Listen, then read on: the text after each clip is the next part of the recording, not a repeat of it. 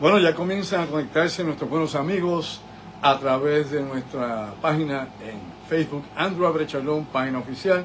Gracias a todos ustedes, como siempre, pues, por aceptar nuestra invitación a que compartan con nosotros acá los viernes en La Otra Realidad. Hoy, precisamente, viernes 5 de septiembre del año 2025. Gracias una vez más por estar con nosotros. Recuerden también darle un like a este video, compartir también con nuestros buenos amigos el contenido que aquí tenemos para ustedes todos los viernes. Y recordarles también, por otro lado, que estará con nosotros en el segundo segmento. Bueno, regresamos nuevamente. Esto es cuestión de señales. Aquí la señal viene y va. Y cuando hay temas que puedan ser calientes, neurálgicos o de que alguna forma o manera pues afecte tal vez la opinión pública o lo que fuese, pues empiezan estos fallos de señal de la noche a la mañana. Hacía tiempo que no había uno, hace como 3 meses fue el último. Pero bueno, vamos por aquí a seguir con ustedes y espero que no se corte la señal por aquello de...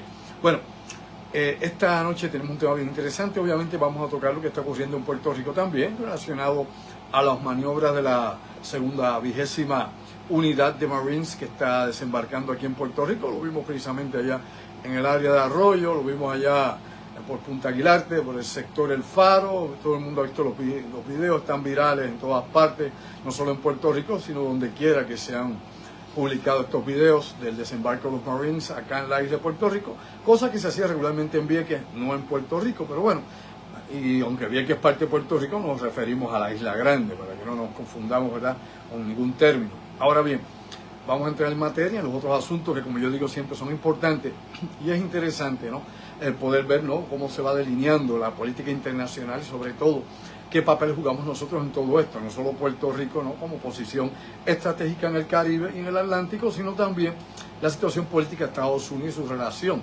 con otros países en el mundo, que en los últimos tiempos pues, hemos visto un cambio radical en esa política internacional y en las relaciones que Estados Unidos está corriendo, no solo con sus enemigos o competidores, sino también con sus aliados, y esto es bien importante que le demos seguimiento. Pero bueno, antes de entrar en eso hay que señalar varias cosas. En el segundo segmento, como siempre, como he dicho, está con nosotros vía telefónica el ingeniero Orlando Pla, que hoy de hecho va a estar hablando de la situación de Ucrania. Usted sabe que el presidente Putin indicó que si las tropas occidentales entran en Ucrania, pues serán obviamente objetivos legítimos para un ataque. Me explico, ¿no? Si se logra un acuerdo de paz, alegadamente, ha dicho Europa, y la mayoría de estos países, decenas de países, no sé si 11, 12 de ellos, han decidido, alegal y supuestamente, enviar tropas a Ucrania para mantener la paz, es decir, para evitar de que Rusia rompa el alto al fuego o comience una nueva operación militar. Y ha dicho Vladimir Putin, con su boca de comer una vez más, que estas tropas van a ser blancos legítimos, es decir, que los van a considerar tan enemigas como las tropas de Ucrania. Así que no vemos por el momento la salida una vez más a este conflicto, pero de eso estará hablando en el segundo segmento mi directo amigo el ingeniero Orlando Plata. Bueno, vamos a la situación acá del Caribe y lo que está pasando. Esto es interesante porque mientras acá siempre la prensa, o dependiendo no cuál sea la política que esté dictando Washington, enfocamos los canales de televisión, la radio y la discusión a ciertos puntos específicos, en países específicos, naciones específicas, dependiendo de lo que esté ocurriendo, o de qué manera o forma esto es ventaja política, sea para Estados Unidos, o sea porque llame también, ¿no?, a la atención pública, me explico, ¿no?, rating o lo que pueda traer este tipo, por ejemplo, de noticias y la discusión que esto genera, que es importante siempre porque eso es precisamente lo que los auspiciadores, que son los que pagan todo, desde a los políticos hasta los analistas, hasta el que aparezca en la línea, ¿no?, desde el canal de televisión, son precisamente los auspiciadores los que pagan todo ese movimiento. Es decir, esos son los que realmente le pagan el cheque a los políticos, tanto en Estados Unidos, en Puerto Rico, como en ningún otro lado. No es ni siquiera el gobierno. Pero bueno, a lo que vamos. Mientras vemos lo que está pasando en Venezuela, y en Venezuela hace tiempo pasan muchísimas cosas allá, sino lo que está pasando en la periferia, es decir, las aguas internacionales, que son muy difíciles de ubicar, y esto lo explicamos, caramba, por años lo hemos hablado, y hace semanas atrás habíamos explicado que había un problema precisamente por la cantidad de pequeñas islas que hay en toda esa región, pequeñas repúblicas que tienen obviamente reclamos de aguas internacionales o reclamos precisamente económicos de quién tiene control sobre esas aguas. Así que es un rompecabezas el navegar por esa región y mantenerse obviamente a distancia propicia y no invadiendo o incursionando en territorios, ¿no?, de otros países, y específicamente Venezuela, que es el país que está en estos momentos bajo la mirilla. Ahora, dicho eso, y esto es importante que le demos cabeza a toda esta situación. Eso sucede allá. Pero entonces tenemos la situación de Haití. Usted se lo olvidó ya, ¿verdad? Hoy usted no pensó en Haití. Ni ayer tampoco. Bueno, la semana pasada tampoco. Nadie piensa en Haití como si no existiese. Ellos han dicho, no, son fantasmas, meramente están ahí, pasan de cuando en vez una sombra y alguien de vez en cuando lo menciona, ¿no? Pero definitivamente en Haití tenemos un grave problema que Estados Unidos no considera, ¿no?, peligrosidad para ellos, ¿no? Estados Unidos dice que eso no es parte de lo que pueda ser un reto a su seguridad nacional. En cambio, lógicamente, República Dominicana sí lo ve como un reto a su seguridad nacional.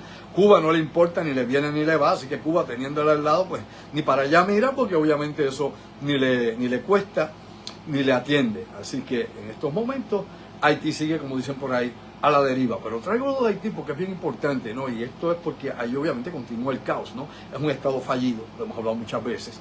Allí la alianza que hay entre las bandas criminales, específicamente las que dirige este señor que han puesto sobrenombre Barbecue, que es el que mantiene el control allí. Esto es un tema recurrente que yo he discutido de cuando en vez para que la gente se acuerde de eso y no lo olvide. Y he hablado anteriormente también, ¿no?, de las operaciones que ahora se están llevando allá y de las personas que están siendo enviadas precisamente a que estén operando allí en Haití. Había hablado yo hace, como 2 meses atrás, de Eric Prince. ¿Usted se acuerda de Eric Prince, ¿no?, el fundador de Black Waters, de las aguas negras, ¿no?, de estos mercenarios?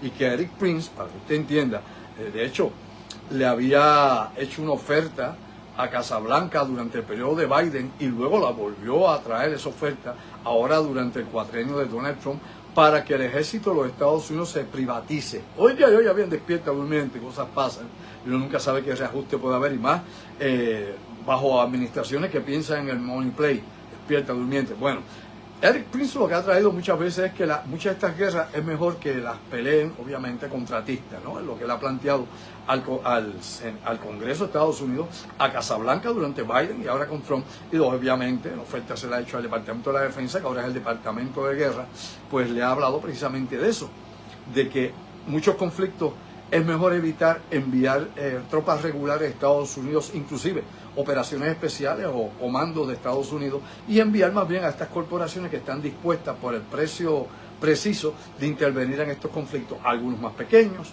otros que puedan ser controlados por cierto tipo de digamos, operaciones específicas o inclusive un joint venture con algunas operaciones militares de los Estados Unidos. Recuerde usted que esta fórmula no es nueva.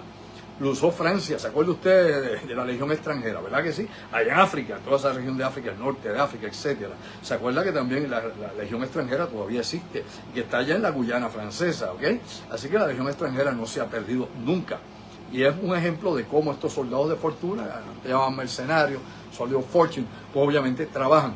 Otro ejemplo contemporáneo, para que usted vea si esta cuestión de privatizar o no los ejércitos o las operaciones militares para intervenir en diferentes conflictos, para no involucrar a toda la maquinaria del Departamento de la Defensa, es obviamente lo que hacía la Federación Rusa. ¿Es o no es así? ¿Por qué tenía? Bueno, pues tenía Wagner.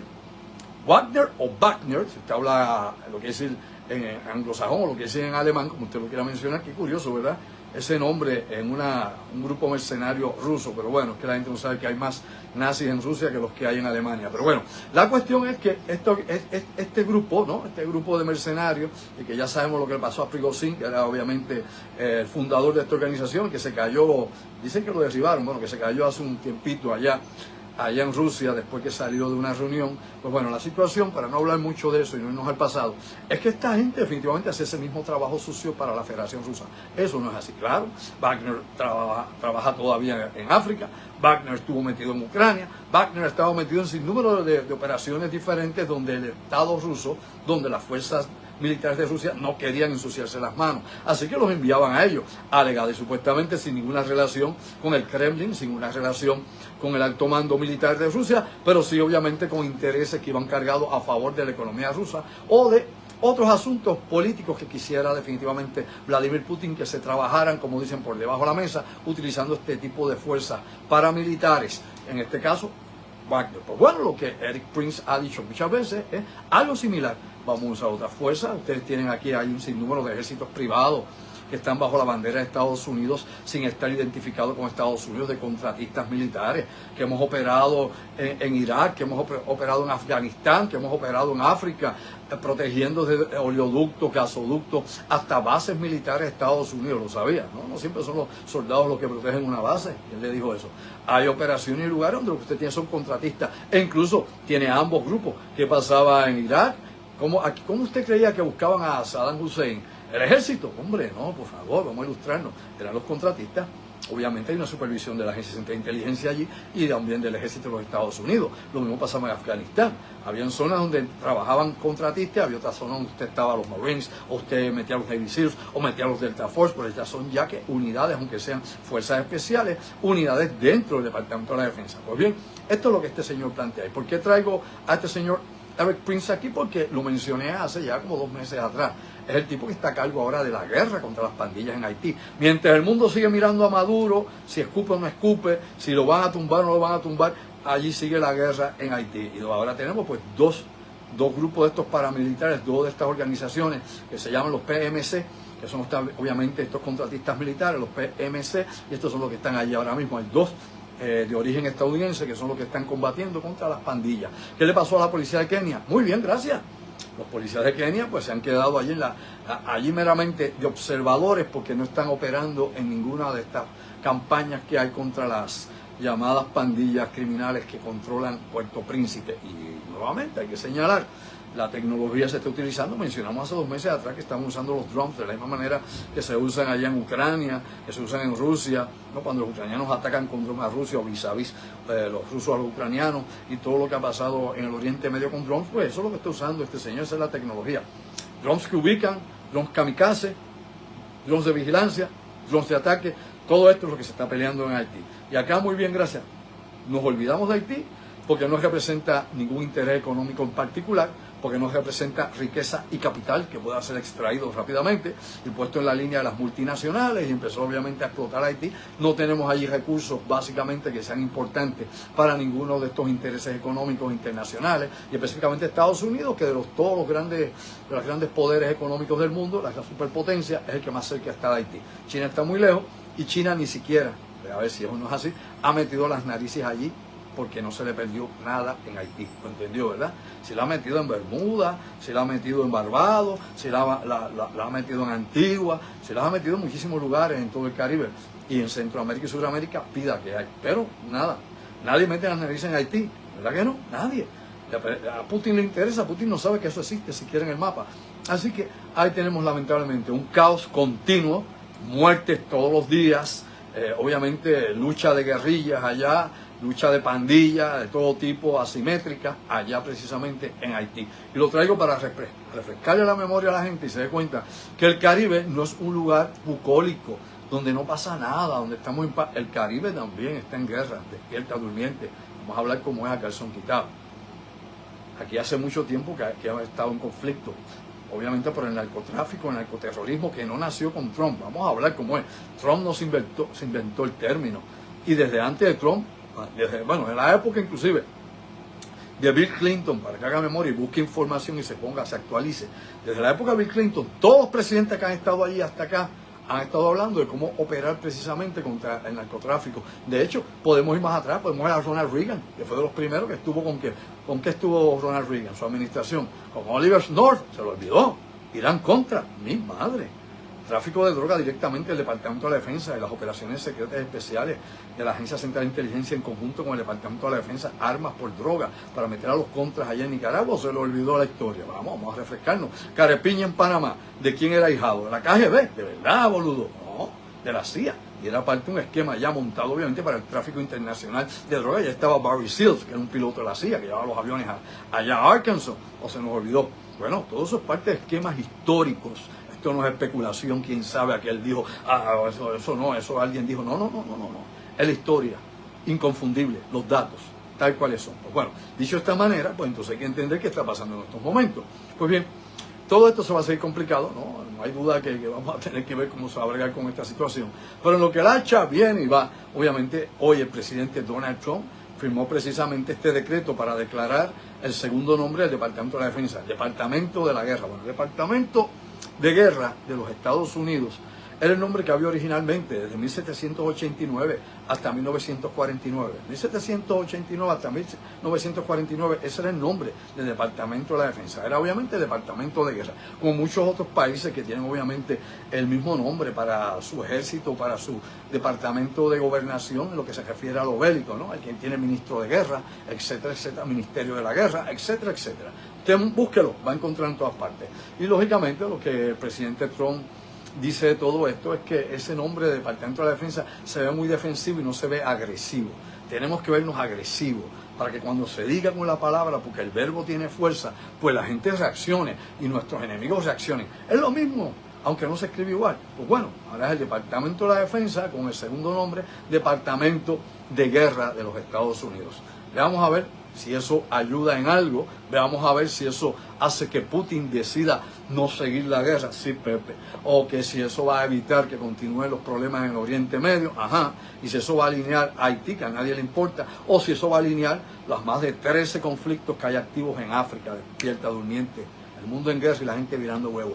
De la misma manera, la situación que hay acá en este triunvirato socialista, como le llaman, por ejemplo, allá en la derecha, que es obviamente Cuba, Nicaragua y Venezuela, y que obviamente están en pleno Caribe, ¿no? Una es isla, lógicamente Cuba, la más grande de las Antillas, y las otras dos, una en Centroamérica, otra en Sudamérica, haciendo una triangulación de tres países que alegadamente se retroalimentan ideológicamente, se retroalimentan con información de inteligencia, y que de hecho hay que entender, para que usted sepa, ¿no?, que la inteligencia que le llega a Cuba no es por su sistema o servicio G2 para investigar o tener, como decimos nosotros, tener espías como tenía en la década de los 90 dentro de Estados Unidos, que inclusive hasta una puertorriqueña trabajó para ellos, ¿se acuerda de ella, verdad? La metieron presa, los otros días salió libre. Pues bueno, es parte de todo este esquema que hay. Aquí lo que sí es importante saber es que Cuba obviamente se alimenta de la información de inteligencia que China le comparte por las 5 estaciones que tiene de rastreo, que tiene de espionaje allá en Cuba, y que es parte de esa información se la cede a China, y China se la cede a Nicaragua y a Venezuela, y con eso ellos se barajean. Obviamente están monitoreando continuamente el movimiento de la Marina de Guerra antes de que esta operación se declarara, antes que el presidente Trump llegara al poder o que el presidente Trump decidiese enviar navíos, ¿no?, buques de guerra, los destructores, los portahelicópteros, los barcos de operaciones anfibias y todo lo que usted está viendo, escuchando en los últimos días para ponerse, ¿no?, de acuerdo a la vibra que hay en estos momentos. Pues bueno, desde antes definitivamente ellos estaban monitoreando el movimiento que había hacia Norfolk, Virginia, el movimiento hacia el Golfo, hacia Florida, hacia Puerto Rico, de buques de guerra y definitivamente movimientos aéreos, y sobre todo las comunicaciones. Las comunicaciones que son es el fundamento y la base de cualquier operación militar. Sin comunicaciones no funciona ningún tipo de operación militar. Sabido eso, pues lógicamente esa gente trabaja en eso. Por eso no tiene una estación, no tiene 2, no tiene 3, no tiene 4, tiene 5 y barre toda la zona. Y eso lo hemos explicado en las conferencias Top Secret, la 1, la 2 y ahora la 3 también. Y le hemos explicado a la gente cuál es el papel de Puerto Rico en esa operación. Que esa operación no la pelea Langley, no se pelea tampoco desde Texas, no se pelea tampoco desde Nevada, se pelea desde Puerto Rico, donde están los centros obviamente operativos para ese tipo de guerra electrónica. Y es lo que se supone, usted no deba saber, pero bueno, está ahí. Y eso lo hemos discutido hasta la saciedad y aquí pues lo menciono por enésima vez. Ahora, dicho eso, hoy viernes, como he dicho, ese ha sido el decreto que ha hecho el presidente de los Estados Unidos, Donald Trump. Donald Trump obviamente le pidió al secretario de Defensa de los Estados Unidos, Peter Hegseth, que hiciera todo lo que tenía que hacer en estos momentos para que se cambiase el nombre o se añadiese ese segundo nombre al Departamento de la Defensa.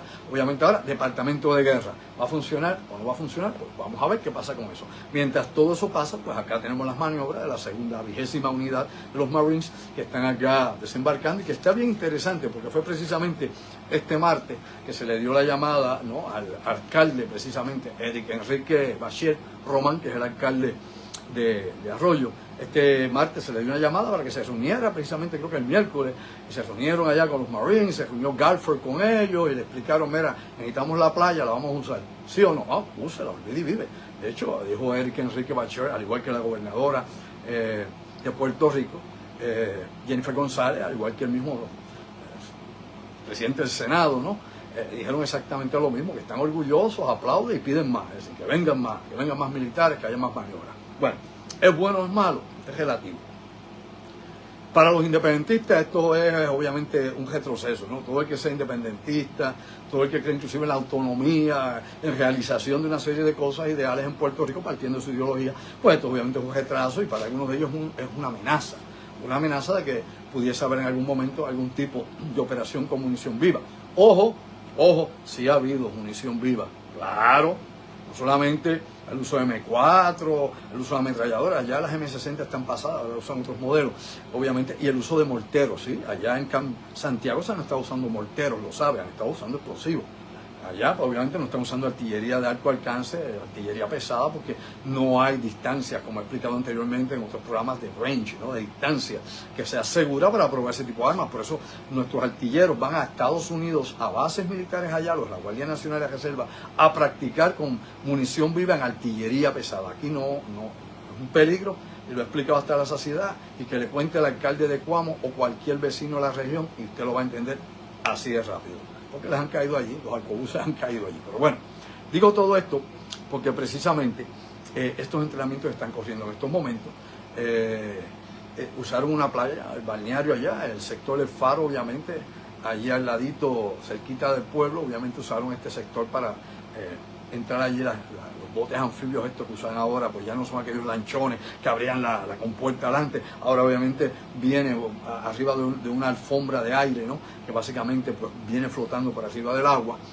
Se le pidió autorización a recursos naturales, pues obviamente no iba a decir que no, dijeron que sí.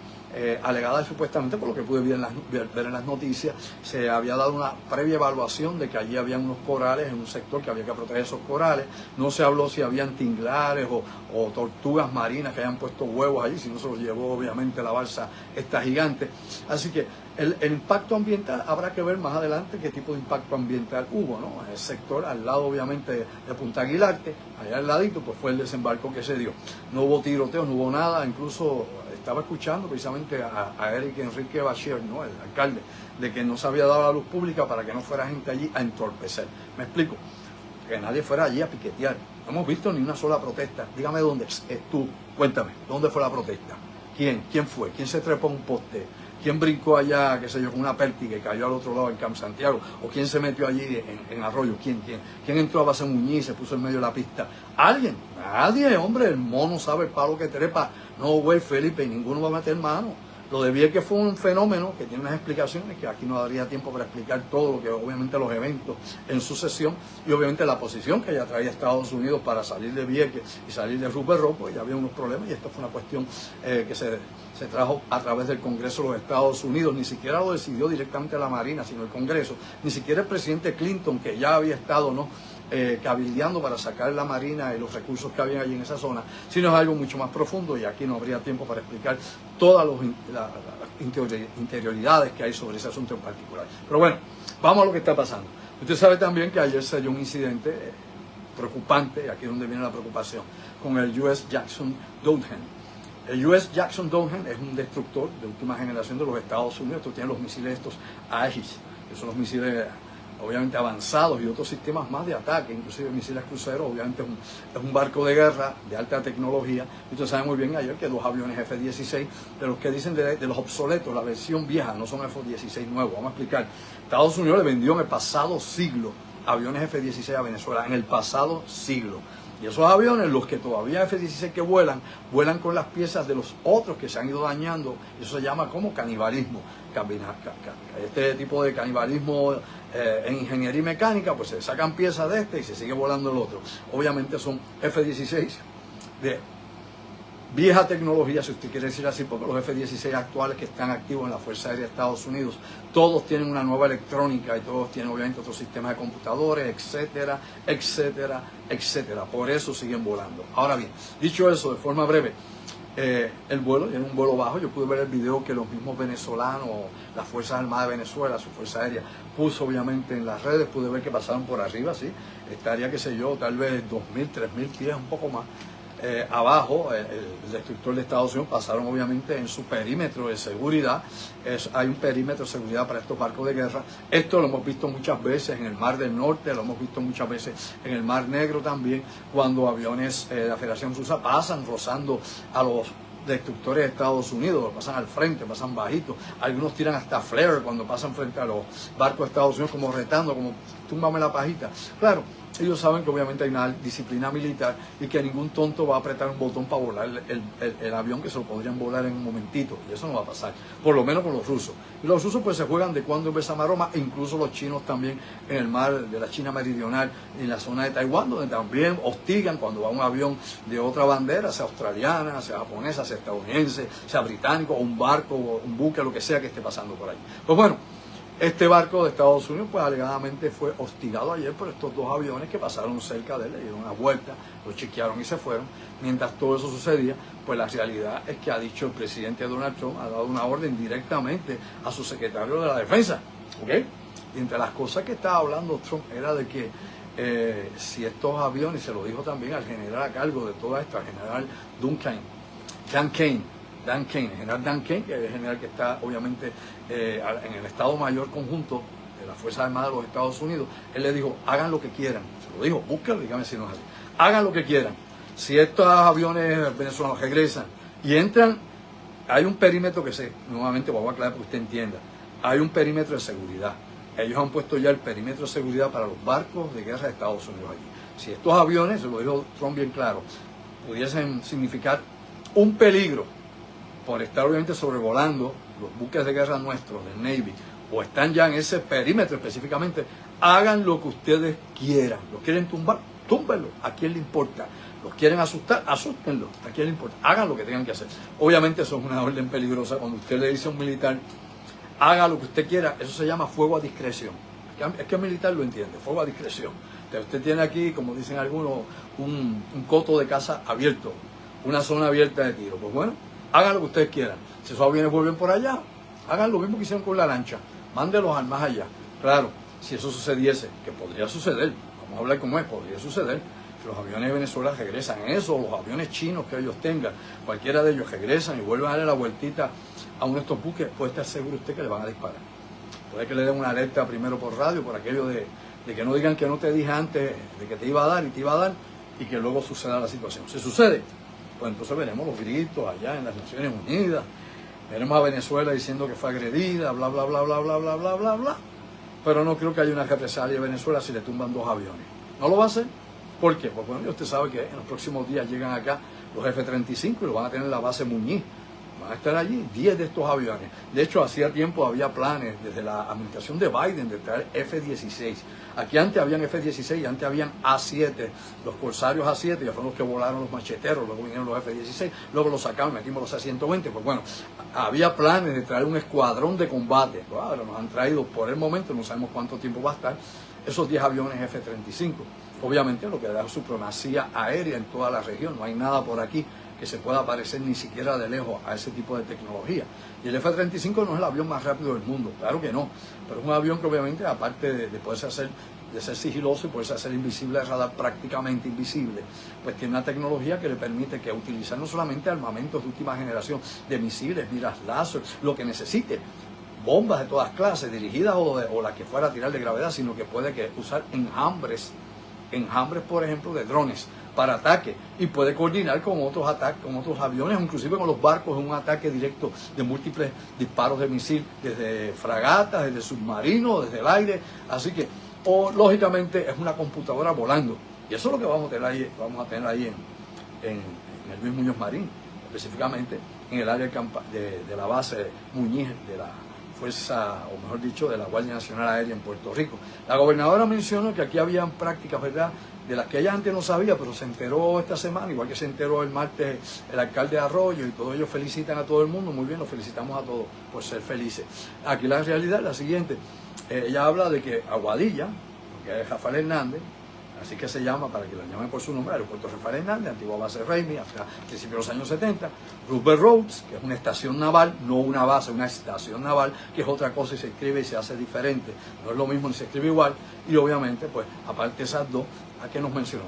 Mencionó obviamente la base Muñiz. Esos son 3, hay más, Camp Santiago, 4, está Camp Santiago en esta operación.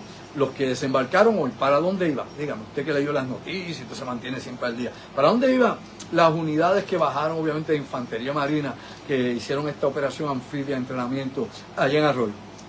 Para Camp Santiago. Nosotros no sabemos si va a haber algo en Camp García, que es allá en Vieques. No sabemos, nadie sabe, nadie sabe. Puede que haya una maniobra después que se extienda ciertas operaciones a Camp García. ¿Quién le dijo que no se puede? ¿Quién le dijo eso a alguien? De que hay una ley, de que hay un contrato, que las tierras están bajo control de qué, bajo control de un fideicomiso o bajo control de que del Departamento del Interior. Pues si el Departamento del Interior juega las cambiadas con el Pentágono, vamos a educar a la gente. El Departamento del Interior meramente reserva unas tierras, a veces lo que se contaminan o a veces permanentemente, como en Cabo Rojo se le olvidó. Y cuando el Departamento de la Defensa requiera su uso, se lo van a dar. Vamos a poner a leer a la gente para que no digan cosas en los medios y desinformen a la gente. Si la Marina lo pide y el Departamento de la Defensa por seguridad nacional pide esas tierras, hay que dárselas, le guste a que no le guste, mastica con la palabras, le guste a que no le guste y sea el mono que diga el disparate que quiere decir por ahí. Es la verdad, no hay discusión, nadie discute eso, nadie que sabe, y que no, pues está perdido en la noria. Así que todo eso cae bajo que es decisión, obviamente, de lo que el presidente de los Estados Unidos, que es el comandante en jefe, decida, lo que sus asesores militares en Casablanca y en el Pentágono le digan, necesitamos esto, esto y esto. Van a ver obviamente el nivel en que está. Obviamente, la Marina de Guerra de Estados Unidos y la Fuerza Aérea en particular, no tanto el Ejército, porque aquí no están llegando tropas del Ejército, vamos a hablar con propiedad, no decir cosas o no entenderlo. Está llegando Infantería Marina, está obviamente la Fuerza Aérea que tiene acceso a estos aeropuertos y la Marina de Guerra de Estados Unidos. Tres fuerzas que son las que podrían estar implicadas.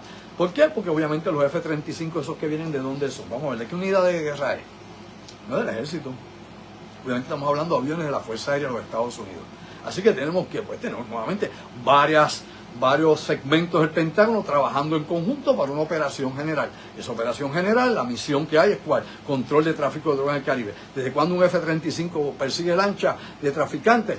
Bueno, parece que va a ser desde ahora. Lógicamente todo el mundo especula de que posiblemente todo esto sea para una operación quirúrgica de ataque selectivo dentro de Venezuela. Si le tumban los aviones a Venezuela en una segunda ronda, que Venezuela le dé por ir por allí a buscar lo que no se le perdió, a husmear a los barcos de Estados Unidos, se los van a tumbar.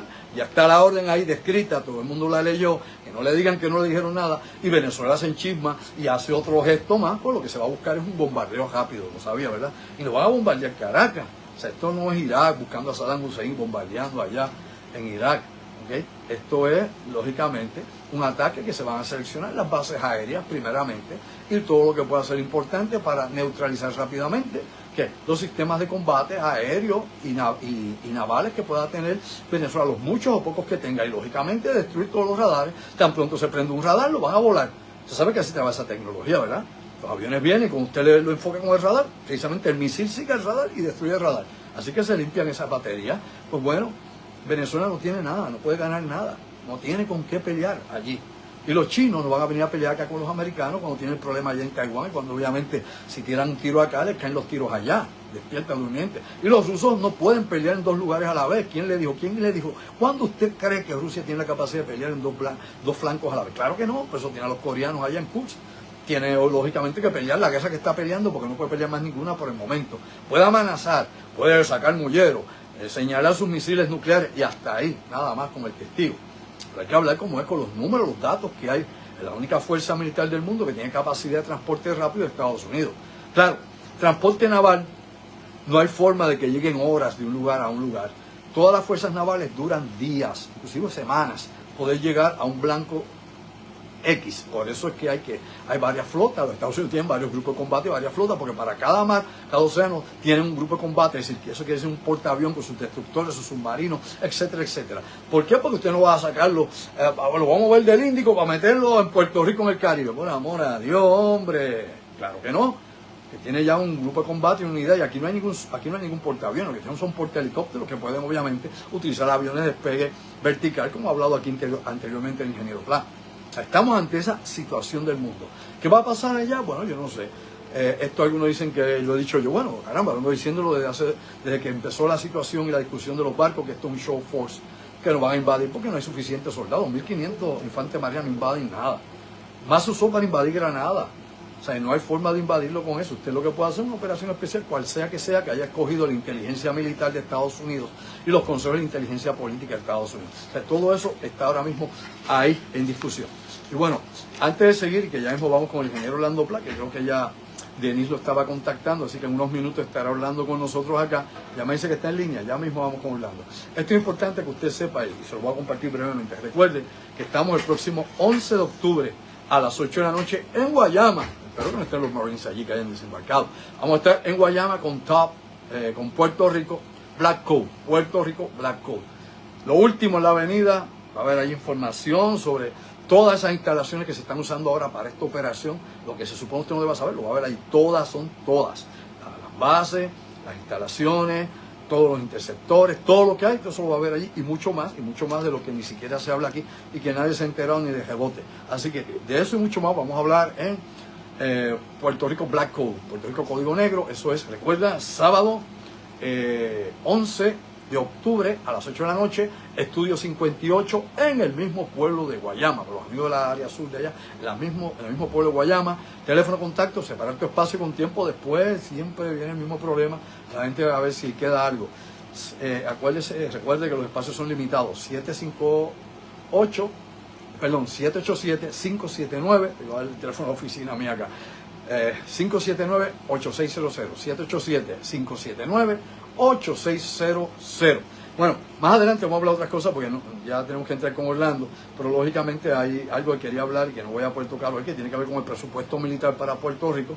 El presupuesto militar de Puerto Rico ya va por arriba de 450 millones de dólares, no únicamente los millones que se han anunciado para hacer mejoras en Buchanan, en Foralen, sino otras instalaciones que se van a ampliar, como obviamente es Camp Santiago, y esa zona de Arroyo, para que usted sepa, hay destinado allí más de 92 millones de dólares en esa zona donde están desembarcando los Marines. Pues mire qué cosa interesante, en aquella zona la Guardia Nacional tiene algo y hay 92 millones desde hace 2 años para eso allí y se va a aumentar. ¿Qué va a pasar? Pues bueno, ya veremos si esto se hace algo regular o irregular. Bueno, con un poquito de agua, recuerde que los espero allá en Guayama. Vamos a pasar en un segundo con el ingeniero Orlando Pla, un poco de agua con la vaina de ustedes. Aquí el webmaster Carlos Figueroa de un corte. Los amigos que están aquí en Facebook Live, manténganse ahí. Los amigos de YouTube que ven esto obviamente retransmitido, busquen la segunda parte con el ingeniero Orlando Pla, nuestro coloquio, y en un momento vengo con ustedes.